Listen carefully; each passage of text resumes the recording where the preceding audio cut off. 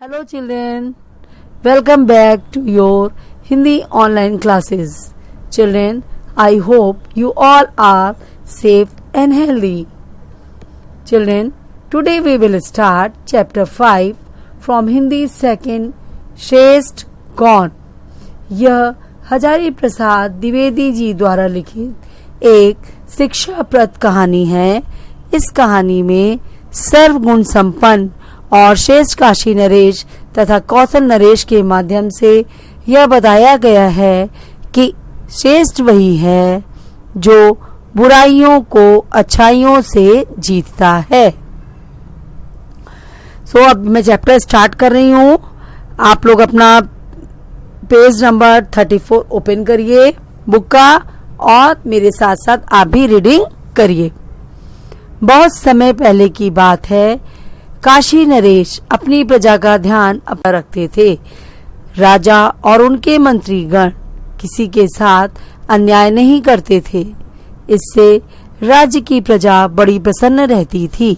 सभी राजा का गुण गा गा कर राजा की जय जयकार करते थे। क्या हुआ, ये बहुत पहले की बात है कि एक काशी नामक जगह में वहाँ के राजा जो थे वो अपनी प्रजा का यानी कि जो भी उनके राज्य में लोग रहते थे उनका बहुत ही ध्यान रखते थे और उनके मंत्रीगण भी जो थे यानी कि जो उनकी साथ काम करने वाले लोग थे वो भी किसी भी लोग के साथ की अपनी प्रजा के साथ अन्याय नहीं करते थे। इससे क्या था कि वहाँ की जो राज्य था वहाँ की प्रजा यानी वहाँ के लोग बहुत ही खुश थे राजा से अपने, और सभी अपने राजा का बहुत गुणगान करते थे, गा गा कर उनकी जय जयकार भी करते थे। एक दिन राजा ने सोचा, राज्य तो इस समय खूब अच्छी तरह चल रहा है, प्रजा सुखी है और सभी हमारा गुणगान कर रहे हैं, पर हमें यह भी जानना चाहिए कि हमारे अंदर क्या दोष है। दोष जानकर ही उसे दूर किया जा सकता है। उन्होंने पहले राजमहल के कर्मचारियों को बुलाकर पूछा, यदि हम में कोई दोष हो तो तुम लोग साफ साफ बता दो।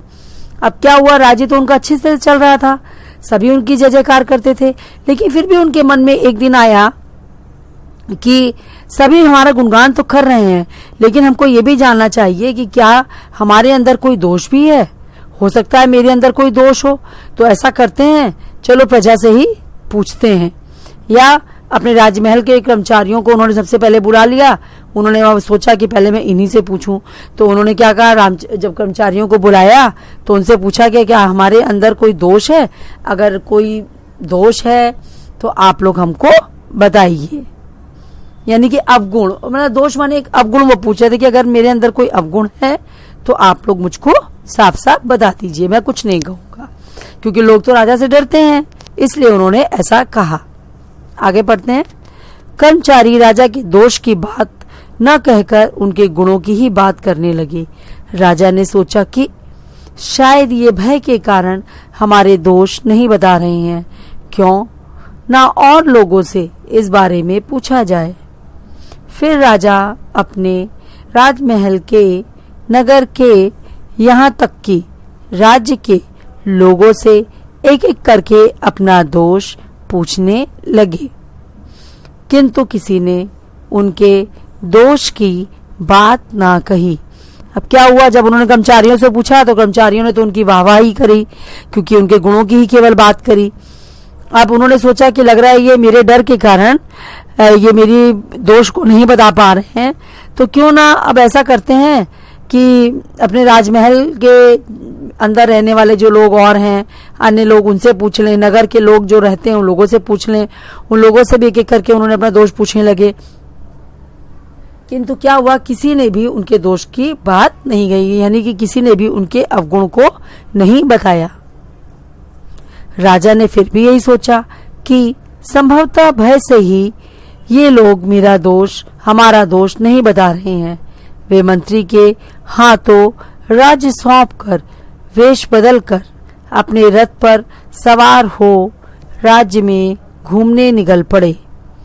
उन्होंने सोचा कि सारे राज्य में घूम फिर कर देखेंगे कि हम में कोई दोष है या नहीं।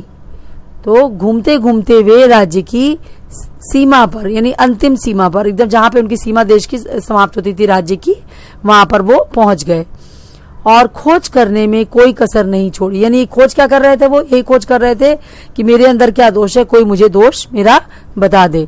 लेकिन किसी ने उनके दोष की बात नहीं की, सबने उनके गुणों की ही प्रशंसा की। तब उन्होंने सारथी को रथ राजधानी की ओर वापस लौटाने का आदेश दिया। सारथी को, माने जो रथ चलाता है, उसको उन्होंने कहा कि अब मेरा रथ को तुम वापस घुमा लो और वापस नगर में ले चलो, राजधानी की ओर, मतलब जहां वो रहते थे वहां पर। उन्हीं दिनों कौशल नरेश भी ठीक उसी भांति अपना दोष ढूंढने के लिए घूम रहे थे। वे बड़े धार्मिक प्रवृत्ति के राजा थे।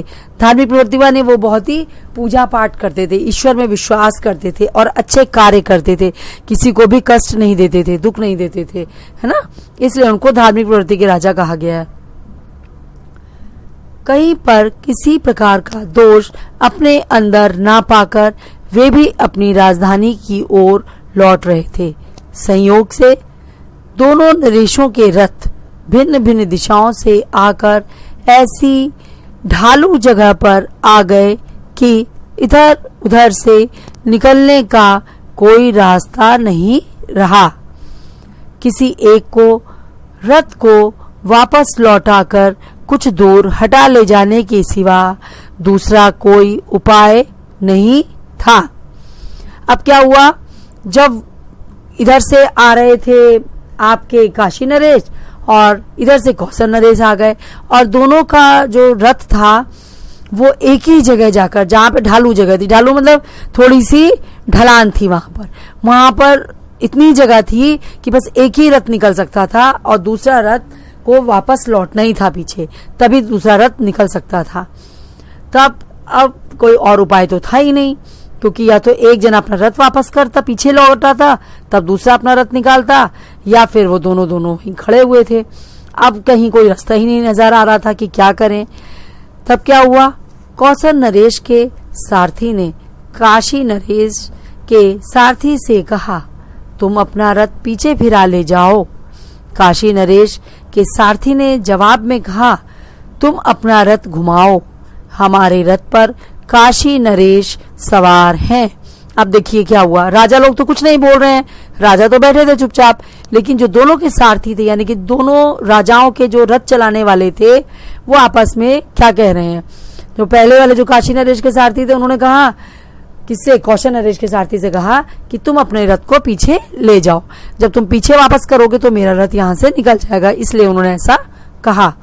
अब काशी नरेश के सारथी ने क्या जवाब में कहा, मतलब क्या जवाब दिया उनकी बात का, कि तुम अपना रथ घुमाओ, हमारे रथ पर तो काशी नरेश सवार हैं। अब कौशल नरेश के सारथी ने कहा, तुम अपना रथ घुमाओ, हमारे रथ पर कौशल नरेश बैठे हैं। फिर कौशल नरेश के सारथी ने यही बात कही कि तुम अपना रथ घुमाओ, हमारे रथ पर कौशल नरेश बैठे हैं। अब किसका रथ पहले पीछे हटे। दोनों सारथियों ने विचार किया कि दोनों राजाओं में जिनकी उम्र कम है, उन्हीं का रथ फिराकर दूसरे का रास्ता साफ कर देना उचित होगा। अब दोनों सारथी लोग जो थे, उन लोगों ने विचार किया कि ऐसा करते हैं कि दोनों राजाओं में जिसकी उम्र कम होगी, जिसकी आयु कम होगी, यानी कि जो छोटा होगा, वो अपना रथ को पीछे घुमा लेगा और रास्ते को साफ कर देगा, तो अन्य रथ जो है वो निकल जाएगा। कौशल नरेश के सारथी ने पूछा, तुम्हारे राजा की उम्र क्या है।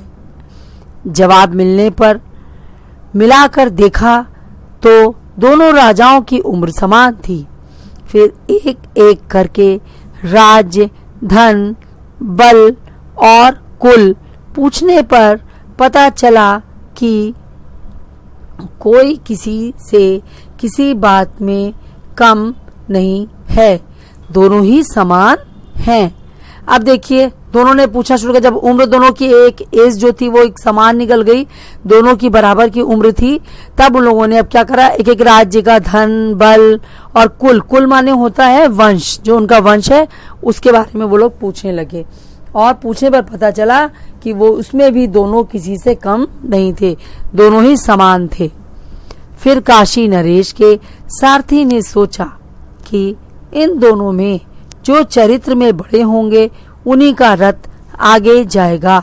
उसने कौशल नरेश के सारथी से पूछा, तुम्हारे राजा का चरित्र कैसा है? कौशल नरेश के सारथी ने कहा, हमारे राजा बड़े अच्छे चरित्र के हैं, इसलिए सुनो।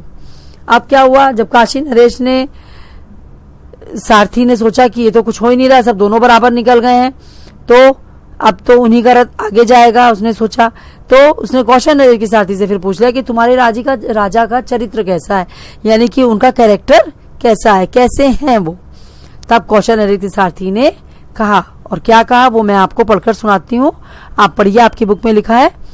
कठिनों के प्रति कठिन और मृदु के प्रति मृदुतर, साधु जनों में साधु, शठों के प्रति शठता पर। नीति यही कौशल नरेश की परम निपुण है, थोड़े में बतलाना उसको बहुत कठिन है।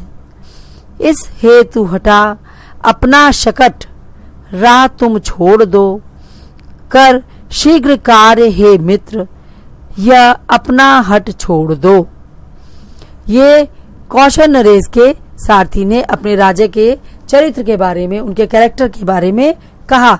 उन्होंने कहा कि कठिनों के प्रति वो कठिन है, यानी कि जो जिस प्रकार का व्यक्ति है उसी के साथ वो वैसा ही व्यवहार करते हैं, और जो मृदु है यानी कि जो बहुत कोमल स्वभाव का व्यक्ति है उसके साथ वो बहुत कोमलता का व्यवहार करते हैं। साधु जनों में यानी कि जो अच्छे चरित्र वाले व्यक्ति हैं, साधु लोग हैं, अच्छे व्यक्ति हैं, उनके साथ वो साधु बन जाते हैं। शठों के प्रति शठता पर, शठ कहा जाता है दुष्ट को। उन्होंने कहा जो दुष्ट व्यक्ति हैं, दुष्टों के साथ वो दुष्टता का ही व्यवहार करते हैं। नीति यही कौशल नरेश की परम निपुण है। उन्होंने कहा जो कौशल नरेश हैं उनकी यह नीति जो है, यही उनकी नीति है, और वो इस नीति में बड़े निपुण हैं, यानी कि बड़े ही माहिर हैं। थोड़े में बतलाना उसको बहुत कठिन। उन्होंने कहा मैं थोड़े से में क्या अपने राजा की बड़ाई बताऊं, ये बहुत कठिन कार्य है।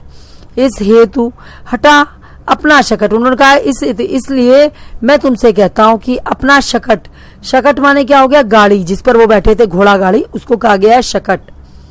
इसलिए उन्होंने कहा कि तुम अपने शकट को, अपनी गाड़ी को, अपनी घोड़ा गाड़ी को या रथ को पीछे घुमा लो और राह को छोड़ दो, यानी कि रास्ता मुझको दे दो। कर शीघ्र कार्य है मित्र। उनका ये कार्य तुम जल्दी से शीघ्र ही करो, और अपनी हट को यानी अपनी जिद को तुम छोड़ दो। हट माने होता है जिद करना। उन्होंने कहा अपनी जिद को तुम छोड़ दो। काशी नरेश के जो सारथी थे उन्होंने फिर क्या कहा, काशी नरेश के सारथी ने कहा, क्यों भाई तुमने कौशल नरेश के सभी गुण कह दिए? उसने कहा हाँ। उसने क्या कहा, हाँ मतलब उसने कह दिए थे। उसने कहा हाँ मैंने कह दिए। काशी नरेश के सारथी ने कहा यदि ये सब गुण हैं तो अवगुण किसे कहते हैं? उसने जवाब दिया, अच्छी बात है, ये अवगुण ही सही, पर तुम्हारे राजा के गुण क्या हैं, हम भी तो सुने। अब देखिए काशी नरेश ने कहा कि यदि ये सब तुम उनके गुण बता रहे हो तो उनके अवगुण ही क्या हुए? तो उसने कहा हाँ, पर इसमें क्या बात है, तुम भी अपने राजा के बताओ, ये अवगुण ही हैं, अवगुण ही सही है, पर तुम्हारे राजा में क्या गुण है, तुम बताओ तुम्हारे राजा के क्या गुण हैं।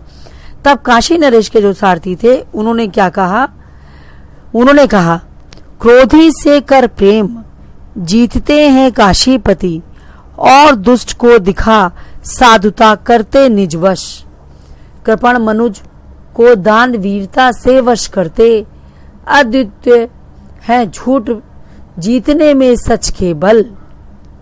आप देखिए काशी नरेश ने राजा की प्रशंसा कैसी करी कि वो क्रोधी व्यक्ति को, जो बहुत क्रोध करता है, उसको भी प्रेम से जीत लेते हैं, यानी कि उसको प्रेम के द्वारा वो अपना बना लेते हैं। और दुष्ट को दिखा साधुता निजवश, और जो दुष्ट व्यक्ति होते हैं उसको भी उसके साथ भी अच्छा व्यवहार करते हैं, साधु जैसा व्यवहार वो करके अपने वश में, निज वश माने अपने वश में वो कर लेते हैं। कृपण मनुज को दान वीरता से वश करते, यानी कृपण माने कहा गया है जो कि बहुत कंजूस होता है। जो कंजूस व्यक्ति होता है, मनुज माने होता है व्यक्ति तो या मनुष्य, तो जो कृपण मनुष्य है उसको वो दान वीरता से, दान दे देकर अपने वश में कर लेते हैं। जो कृपण मनुष्य होता है उसको भी दान वीरता से वो अपने वश में कर लेते हैं। और जो झूठ बोलने में बहुत अपने को अद्वितीय समझता है कि मैं बहुत बड़ा झूठ बोल सकता हूँ, उसको भी वो जीतने में सच के बल, यानी कि वो सच के बल पर उस झूठ को भी जीतने में अद्वितीय हैं, अनोखे हैं, उनके जैसा कोई नहीं है। तब क्या हुआ, यह सुनकर कौशल नरेश सोचने लगे कि सच ही तो है, जो बुराई का सामना बुराई से करे वह बड़ा कैसे हो सकता है। श्रेष्ठ तो वही है जो दुष्ट के साथ भी अच्छा व्यवहार करे और अपनी विनयशीलता से उसकी दुष्टता को जीत ले। यही सोचकर कौशल नरेश ने काशी नरेश के बड़प्पन की मन ही मन सराहना की। वे रथ से उतर गए। उन्होंने काशी नरेश को प्रणाम किया और अपने सारथी को रथ लौटाने का आदेश दिया। अब देखिए वो राजा भी कितने अच्छे थे कौशल नरेश, वो समझ गए कि जो काशी नरेश हैं उनमें बहुत बड़प्पन है, क्योंकि वो क्या करते हैं, वो क्रोधी व्यक्ति को भी प्रेम से जीत लेते हैं, दुष्ट व्यक्ति के साथ भी अच्छा व्यवहार करते हैं, है ना, और जो कंजूस व्यक्ति है उसको भी दान के बल पर जीत लेते हैं, झूठ को भी वो जीत लेते हैं सच्चाई के बल से। इस प्रकार से उनको काशी नरेश में बहुत सारे गुण दिखाई दिए और उनको दिखाई दिया कि ये बहुत महान हैं। बड़प्पन माने उनकी महानता की उन्होंने सोचा, काशी नरेश में बहुत ही महानता है, और उन्होंने मन ही मन उनकी महानता की सराहना की, यानी प्रशंसा करी। और वे रथ से उतर गए। उन्होंने काशी नरेश को प्रणाम किया और अपने सारथी से कहा कि रथ को वापस पीछे लौटा लो। इसके बाद दोनों राजाओं में परस्पर बातें हुई। फिर दोनों ही अपनी अपनी राजधानी को लौट चले। दोनों ही अपनी राजधानी को वापस चले गए। इस प्रकार से इस कहानी में ये पता चला कि दोनों ही राजाओं में काफी कुछ समानता थी, लेकिन कहीं कहीं पर वे लोग अलग थे। इस प्रकार से इस कहानी में ये शिक्षा दी गई है कि वैर को वैर से नहीं, प्रेम से जीता जा सकता है। अतः चिल्ड्रेन, आज ये पाठ मैंने यहाँ पर समाप्त कर रही हूँ, और आप लोग इसकी अच्छी से रीडिंग करेंगे, जो कठिन शब्द हैं उनको लर्न करेंगे और शब्दार्थों को लर्न करेंगे। नेक्स्ट वीडियो में मैं आपको इसकी एक्सरसाइज कराऊंगी। Okay children, bye bye.